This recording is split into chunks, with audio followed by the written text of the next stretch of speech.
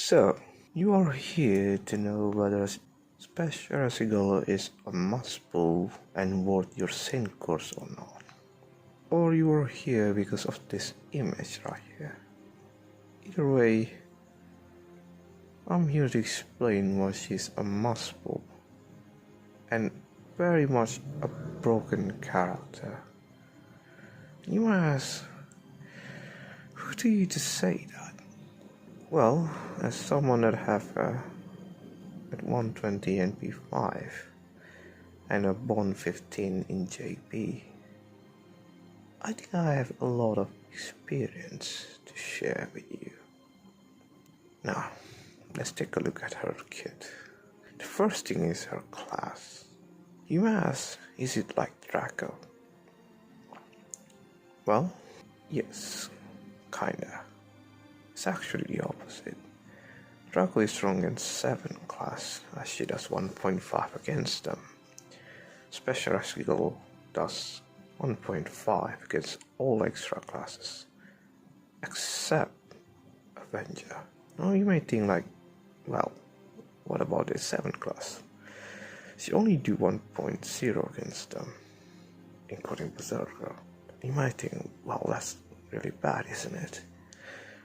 Actually, yeah, it really doesn't matter when you took a full picture of her kit. And the same thing can be said with her attack. You see, like, her attack is actually low. It doesn't matter actually.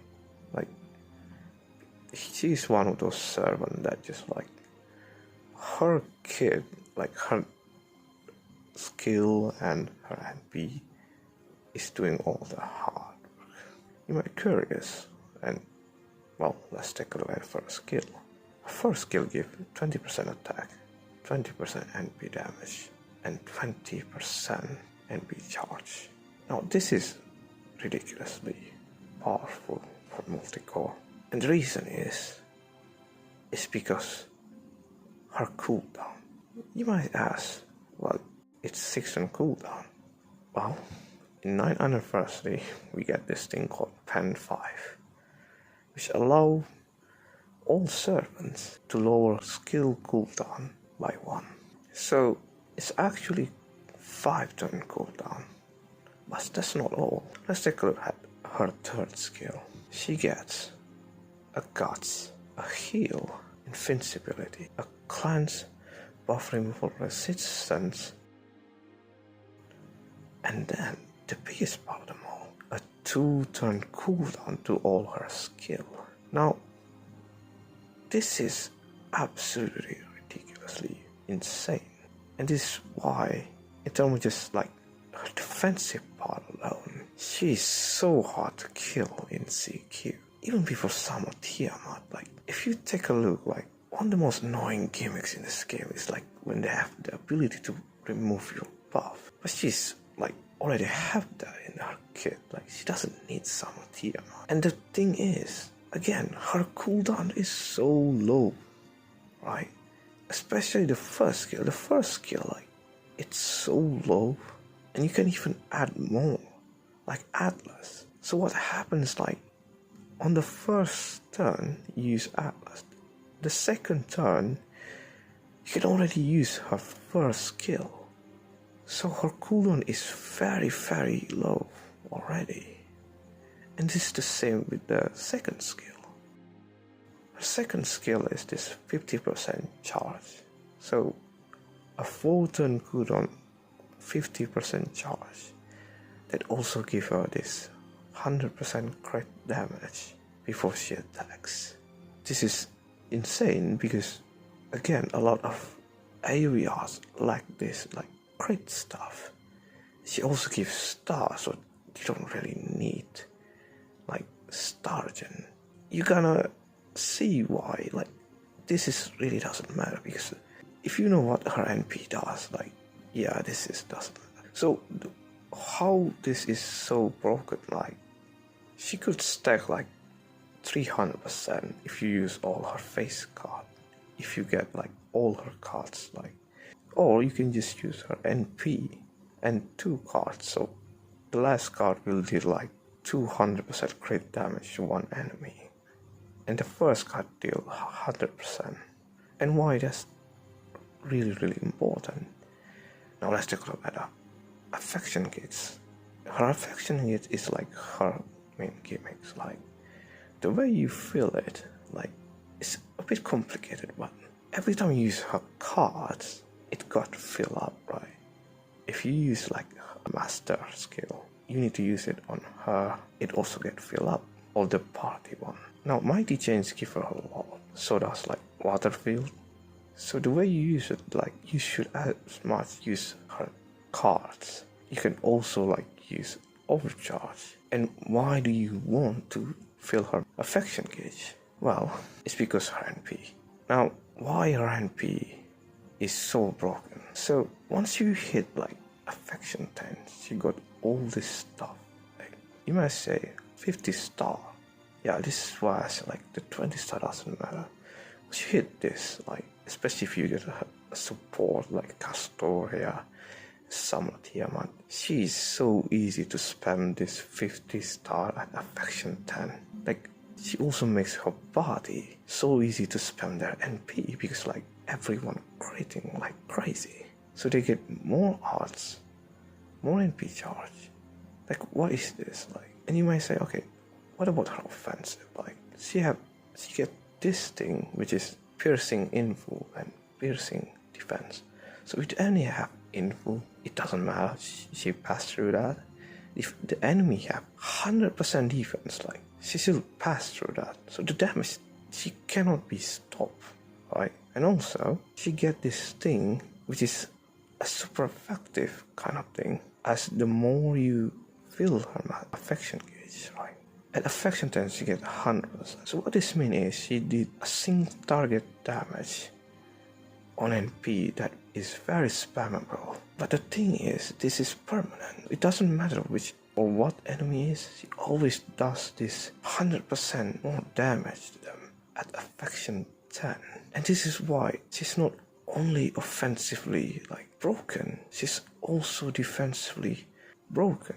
And once you get support in a team, it becomes so easy to spam her NP. Like for example, like Summer Tiamat, Castoria, and her, I still think it's so brain dead. It's like how do you beat that? The enemy couldn't do anything, like at all. She ignores all gimmicks. What Summer Tiamat did to her is making her reach affection 10 faster. Again, people Summer Tiamat, she already ignores so much gimmicks, which is a broken NP. Okay, now I already talked about her CQ. What's about her farming? For farming, she have like 70% charge. Now, a lot of people in like NA have this misconception that she's very bad at farming, which is absolutely not true, because the thing is like, yes, in single core she's not as good as Summer Ibuki, but she's still very strong. She's like the second strongest character in NA right now.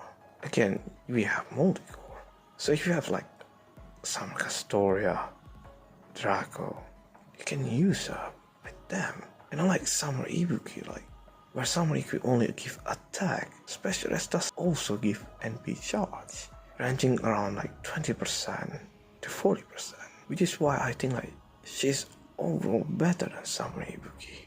And then she works better with someone like Draco, because Draco have an issue where she doesn't have initial charge. Space can just give her more charge than Summer Ibuki. And I found her to be very strong with something like Logres. Logres also have the same issue where she doesn't have initial battery. Logres have this thing where she allows her team to get cooldown if you use her third skill, I2. So Spares can just like get like what, 40% NP damage, attack and NP charge on her first turn. So the next turn Logres can just use her NP, right? So from what I know about her, like she's absolutely really strong. The reason why people think she's like weak in farming is that she's compare it to Summer Ibuki in this format where Summer Ibuki wins. But the thing is, what's so funny about it is like in JP right now, that's not an issue anymore. Because JP have Earth fixed her biggest problem, which is really fun in this single core format. Now her damage is like not only high, but she also have no issue with refund. And for CQ, she's way better than Summer Ibuki.